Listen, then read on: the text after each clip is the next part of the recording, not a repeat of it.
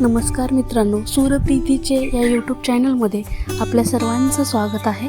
आज आपण एक कविता पाहणार आहोत आणि त्या कवितेचं नाव आहे आयुष्य खूप सुंदर आहे।